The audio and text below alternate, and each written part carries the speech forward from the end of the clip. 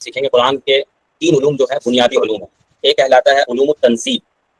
یہ یاد رہے نہ رہے ہم چونکہ پڑھیں گے جب تفسیر ہمارا جب لیول اوپر ہوگا سارا کچھ یاد ہو جائے گا. ابھی صرف سن لو.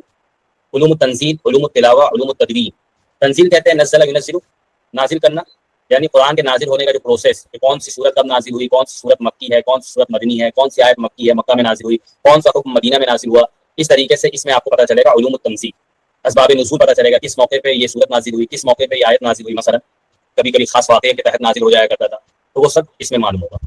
اسی طریقے سے علوم التلاوہ، یہ تفسیر میں بھی کچھ جگہ جگہ معلوم ہوگا کہ یہاں پہ آپ یؤمنون کی جگہ تؤمنون بھی پڑھ سکتے ہیں، یا مالک یوم الدین کی جگہ مالک یوم الدین والی بھی قرأت ہے، یا والضحیٰ والضحیٰ امالہ کے ساتھ بھی پڑھ سکتے ہیں. تو یہ سب آپ کو تفسیر میں کے ذریعے سے بھی معلوم ہوگا، اور مستقل اس کو فن تجوید میں پڑھایا جاتا ہے. 7 اشرا جسے کہتے ہیں فن تجوید میں.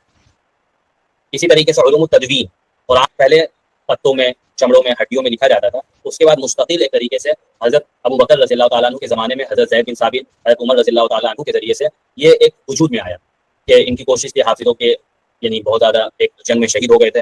تو اس کے بعد حضرت عمر رضی اللہ تعالیٰ عنہ واقعہ پورا حدیث میں ملے گا کہ یہ چیز انہوں نے ظاہر کیا کہ مجھے خدشہ ہے کہ قرآن کے حافظ ختم ہو جائے اور پھر قرآن صحیح شکل میں ہمارے پاس محفوظ نہ رہے. بہت بڑی امانت ہے.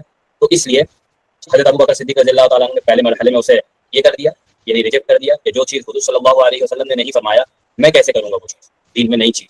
تو پھر اس کے بعد انہوں نے سوچا، پھر ان کو ایک طریقے سے اللہ تعالیٰ کے ذریعے سے سمجھا دی گئی بات کہ عمر کی رائے اور زید بن ثابت وغیرہ کی رائے کہ بالکل درست ہے. تو زید بن ثابت کے پاس پہنچ گئے ان کے ذریعے سے، کیونکہ وہ سب سے بڑے قرآن کے وحی کو جاننے والے تھے کہ کون سی آیت کب نازل ہوئی، کب نازل ہوئی، کون کس کا پہلا نمبر ہے، کس کا بعد کا نمبر ہے. تو ان کے ذریعے سے ایک جگہ جمع کروا دیا. تو یہ سارا کچھ پھر حضرت عثمان رضی اللہ تعالیٰ عنہ کے زمانے میں ایک خط میں، یعنی حجازی لینگویج میں اس کو جمع کر دیا گیا 7 اشرا 7 طریقے سے. لیکن پھر حضرت عثمان رضی اللہ تعالیٰ عنہ کے زمانے میں 7 جو قرأت مختلف تھی ان سب کو جمع کر کے ایک قرأت میں ایسا اس طریقے سے جمع کیا گیا کہ جو تجوید کے فن کا ماہر ہوگا وہ اسی ایک قرآن کو دیکھ کر 7 طریقے سے پڑھ سکتا ہے. لیکن جو تجوید کا ماہر نہیں ہوگا اس کے لیے صرف حجازی لہجہ رہے گا اور حجازی انداز سے اسے لکھوا دیا گیا تاکہ ہر ایک خط پہ جمع ہو جائے. تو یہ سب ہم تدوین، یہ سب ہم جانیں گے کہاں. ہم 2 چیز پڑھیں گے، اصول تفسیر اور تفسیر.